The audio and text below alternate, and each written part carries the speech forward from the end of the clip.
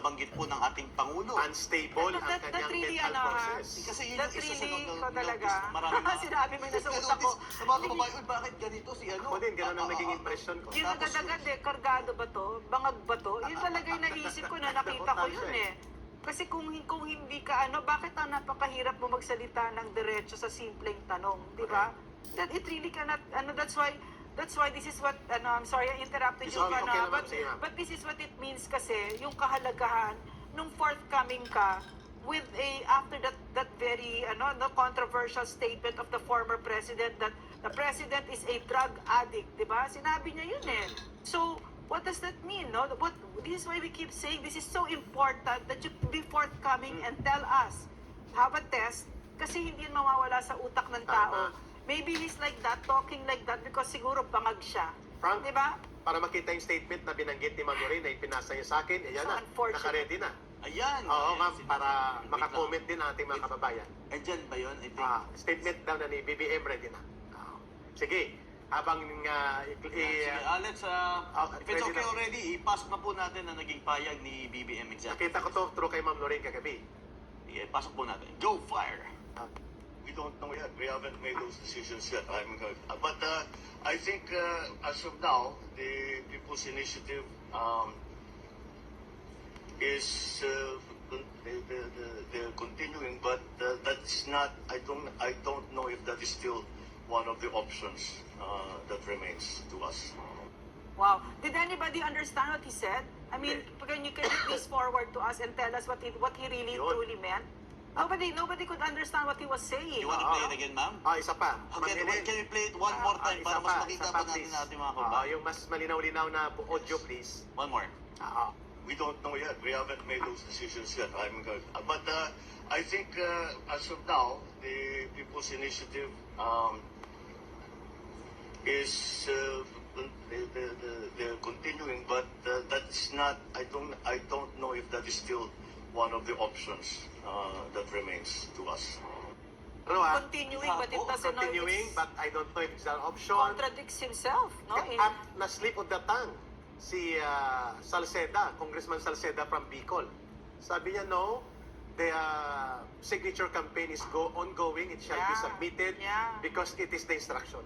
Mm. Sino nagbigay ng instruction, Congressman Salceda?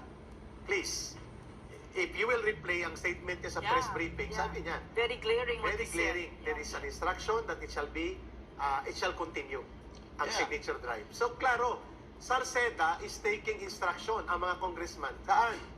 Minimum kay Speaker Martin Romualdez yan. And, Maximum from the President. Kasi ang lakas ng loob nila, may en banc resolution ng COMELEC na pinapatigil. Hindi na dapat ipagpapatuloy at walang petitioner na lumalantad. Even sa Senado, hindi makita si Atty. Anthony Abad. Booking na booking sa Senado na sila ang may pakana, and yet makakapal ang magpagmumukha nila na lokohin ang mamamayan at sabihin na there is an instruction that it shall continue.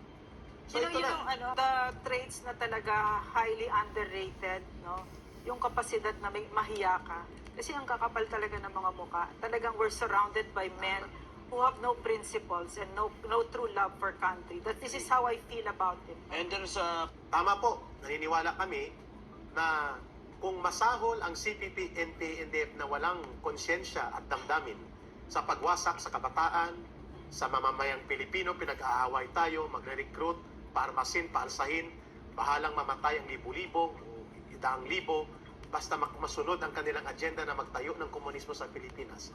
Itong naglalayon ngayon ng charter change, gamitin ang pundo ng bayan sa gitna ng kahirapan, lokohin ang mamamayan, gamitin ang puder at kapangyarihan, at para bagang wala silang pananagutan, walang pinag-ibayan sa kasahulan o sa kasamaan ng layunin at ng kanilang pagkatao dito sa ginagawa ng CPP, NPA, NDF.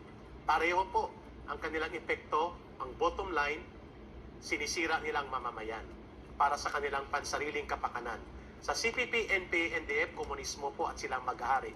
Sa charter change PI nila, sila din ang maghahari, ikukonsentra nila ang kanilang kapangyarihan, di bali ng apakan ng kapangyarihan ng mamamayan, lokohin at manipulahin ng mamamayan, gamitin ang pondo at programa ng gobyerno instead na sa kabutihan ng bayan at ng buong sambayanan ay para sa isang maniobrang politikang marumi. Tama po ang observation ni Ace. I agree, masahol po ito or kung kung hindi nila ito titigil, at some point in time, pwedeng mas masahol pa po sila sa CPP, NPA, NDF sapagkat they are doing the exercise of power and abusing funds na hindi nagagamit ng CPP, samantalang sila ginagamit nila pondo at kapangyarihan para lokohin at pasamain ang ating bayan. Correct ka, Eric. And sa akin lang ka, Eric, ang CBP, NPA, NDF, pumapatay sila ng tao. And stealing money from the government is equivalent to the Yes. lives of many Filipino people who are in need of money. Yung mga government, mga proyekto po natin na kinakailangan ng ating mga kababayan na naghihirap, hindi lang po dito sa syudad, bagkos sa kanayunan. Maraming namamatay dahil sa kagutom, sa kawalan ng proyekto na dapat nasa kanila.